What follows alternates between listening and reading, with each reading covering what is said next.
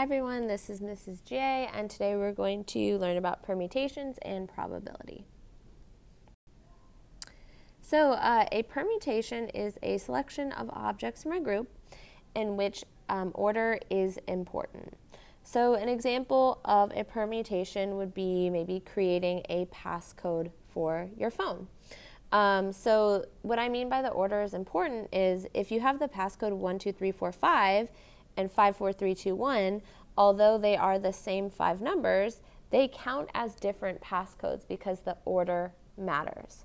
Now, something that would not be an example of a permutation would just be maybe picking someone to be on a team. Because if you pick Bob, Pat, and Sal as your team, that's the same as picking Pat, Sal, and Bob. So as long as the members of the team don't have any specific roles, again, picking these 3 people out of maybe 10, it doesn't matter if you're picking Bob, Pat, Sal, or Pat, Sal, Bob, you have the same team at the end of the day. So first we're going to see if we can find the number of permutations of something using what's called the fundamental counting principle. So we're essentially going to look at each time you're picking something, we're going to say how many options do you have for that slot. So let's look at this first example. So we're saying how many ways can the letters A, B, C, and D be arranged? And so here they're assuming that we're arranging all 5 of those letters. So we have 5 slots to fill. So for each slot, when I go to fill it, I'm going to ask myself, how many options do I have? So for slot A, we have 5 possible options. There's 5 letters that I could put there. But now when I move on to slot B, or my second slot, I've already used 1 letter, so I only have 4 left over. And we're going to be multiplying all these values together. So I'll do multiply. And then if I move on to our third slot, again, I've already used 2 of the letters. It doesn't matter which 2, but what does matter is that I have 3 left to pick from. And then I have 2 left to pick from. And then here I only have 1 left to pick from. So if I multiply all of these numbers together, this would give me the total number of possible ways that I could arrange A, B, C, D, and E. And again, the order matters because if I flip maybe 2 of the letters, although it's the same 5 letters, it would be kind of a different word, quote unquote. So again, here I'm just going to multiply all of these and we get 120. So there's 120 different ways we could arrange those 5 letters. Okay, so now let's look at this next example. How many different 3-letter passcodes could we make from the letters A, B, C, D, and E if repeats are not allowed? So this time I'm only filling 3 spots like this. And so I'm going to use the same general process. In my first slot, I have 5 options. In the second slot, I have 4 options. And in the third slot, I have 3. But I'm only filling 3 of those slots. So I'm just going to do 5 times 4 times 3. So there's 60 possible outcomes, or 60 possible passcodes that I could create if repeats are not allowed. So let's say I'm wondering how many different 3-letter passcodes can you create from the same letters if repeats are allowed. Well, in that case, if we kind of use the same principle, in my first slot I have 5 possible options, and then I have 5 possible options because I can use a repeat. Then my third slot I have 5 possible options again. So here I have 125 possible passcodes if repeats are allowed.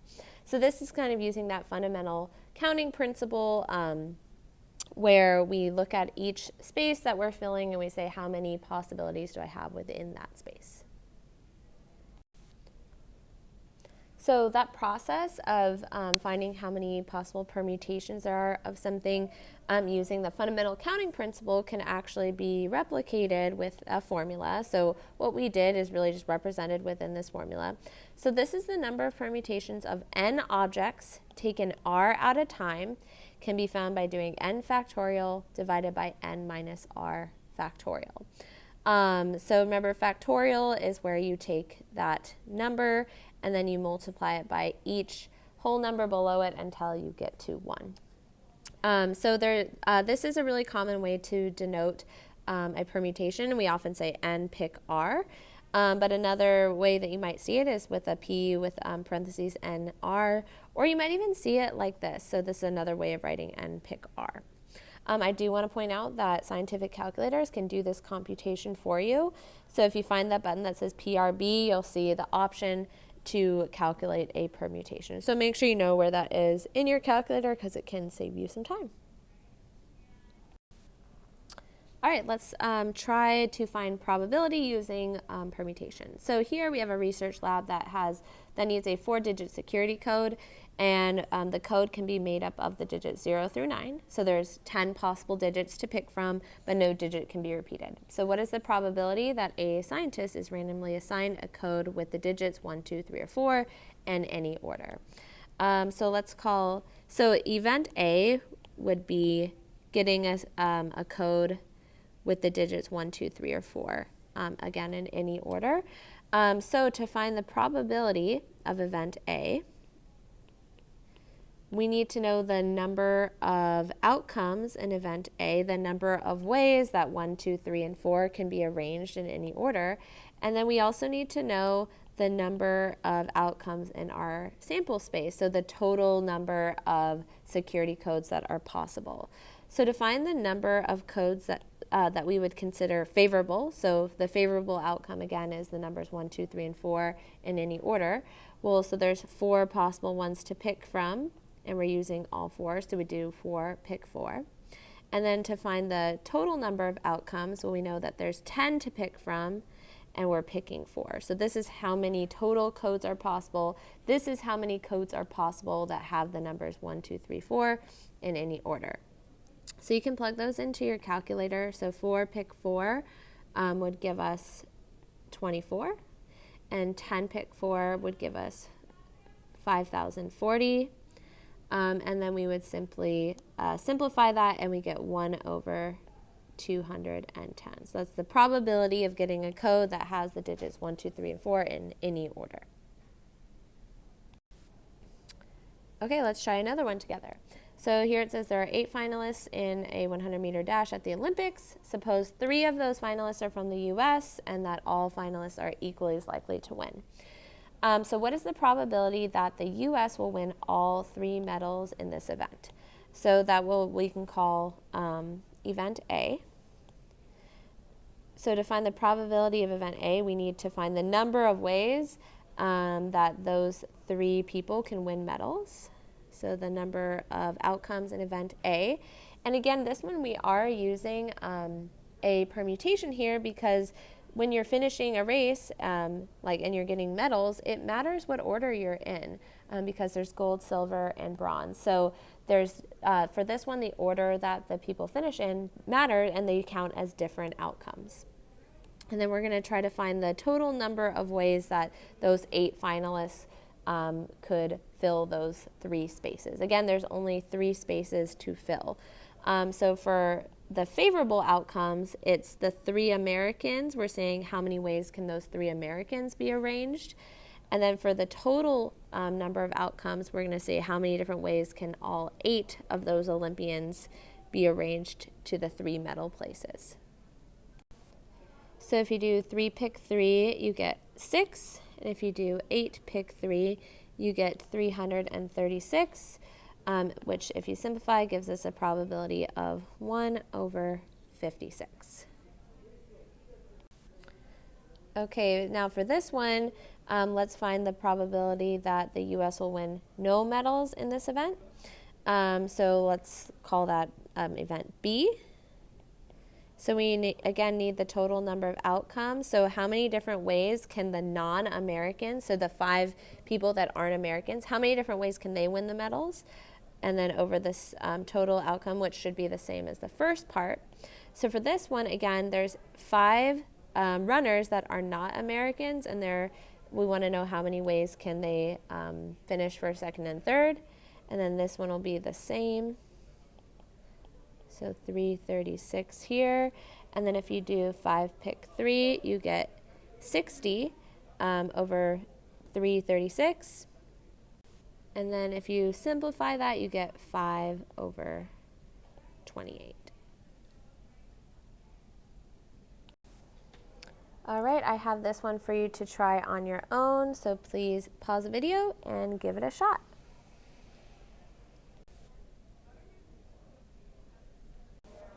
Okay, go ahead and check your work here. So the event A would be all even digits, so that would be the digits 0, 2, 4, 6, or 8. So the number of ways that that could happen, so there's 5 possibilities being arranged in 5 different spaces. So we do 5, pick 5. And then to find the total number of outcomes within our sample space, well, there's 10 digits to pick from, and we're filling 5 spaces. So there's 120 different license plates with all even digits. And then there's 30,240 license plates total. So the probability of getting one would be 120 over 30,240, which is 1 over 252 if you simplify. All right, now we're going to talk about how to find permutations of things with some repetition. So we can use a formula here, the number of different permutations of n objects, where one object repeats A times, a different object in the set repeats B times, etc., can be found by doing n factorial divided by A factorial times B factorial times however many objects that you have repeating and how many times. So the reason why we need to divide by this extra part here with the A factorial and the B factorial is because when you rearrange two things that are the same, you could repeat double, or you could create doubles or triples. So you don't want to count multiple things that give you the same result.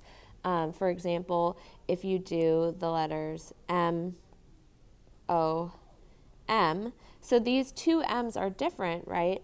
But if I rewrite it like this with my red M first and my blue M second, although these two letters are in different places, it actually creates the same word twice. So we wouldn't want to double count a scenario like that. So this helps you to take out that double or triple counting that could occur. All right, let's look at this first example. So we're wondering how many different permutations are of the letters in the word Arkansas. So you can see that Arkansas it has 1, 2, 3, 4, 5, 6, 7, 8 letters. So N is 8. But there are some repeats. So we can see that A repeats 3 times and the S repeats twice.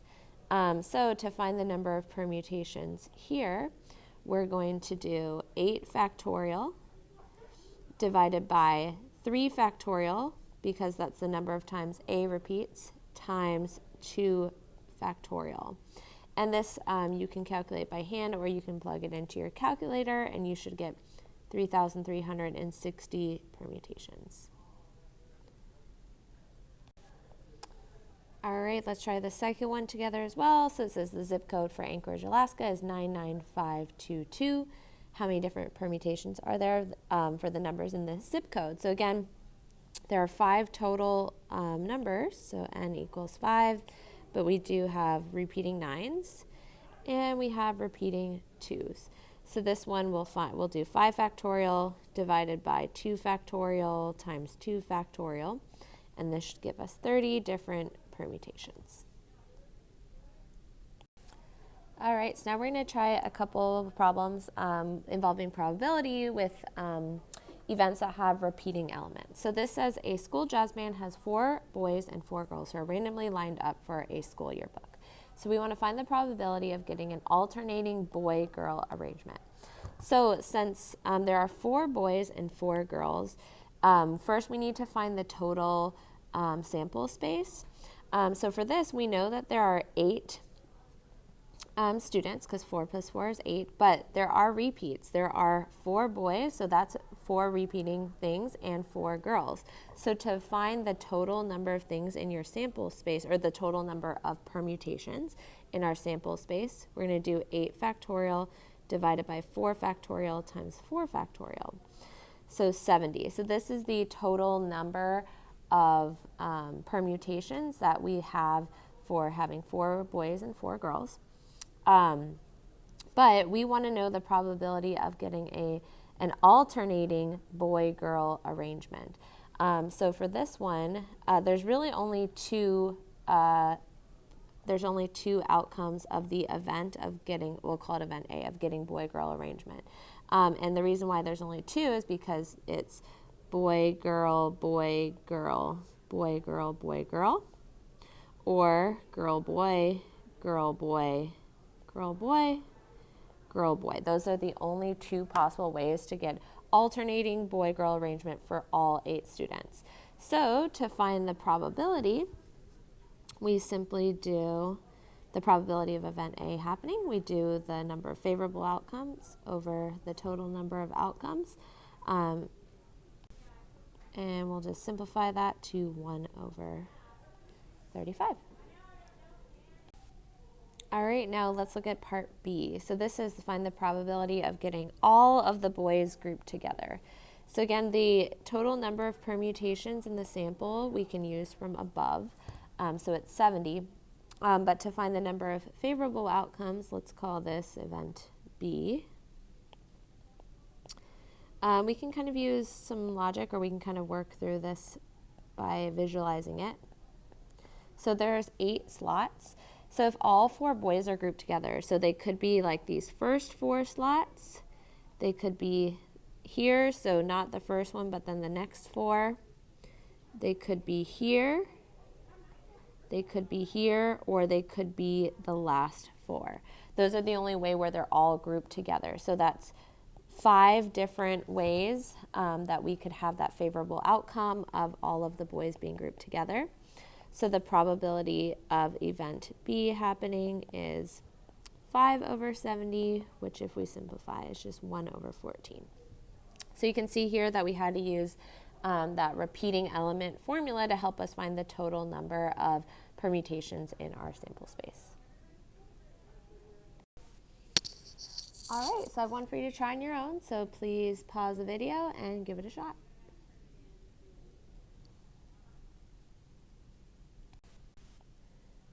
All right, so go ahead and check your work here. So to find the total number of permutations in your sample space, you could do 6 factorial divided by 2 factorial times 2 factorial times 2 factorial to take into account the repeating elements, and you get 90 possible permutations. Now to find the number of ways that the books can be grouped with their common genre, you can do it in 2 different ways. This one, it's not too hard to kind of just list out all of the possible ways that the 2 can be next to each other. So you can see there's 6 possible ways. Or just another way of thinking about it, since they need to be grouped next to each other, you can treat like mystery as a single element, and then romance is a single element, and poetry is a single element, since they have to be stuck next to each other. So then instead of thinking of it as 6 different elements, it's really just 3 different elements. So then to see how many ways those can be arranged, you do 3 factorial, which is 6. So either way, you end up with 6. So the probability of that happening is 6 over 90, which is 1 over 15. All right, here's the last one for you to try on your own. So again, please pause the video and give it a try.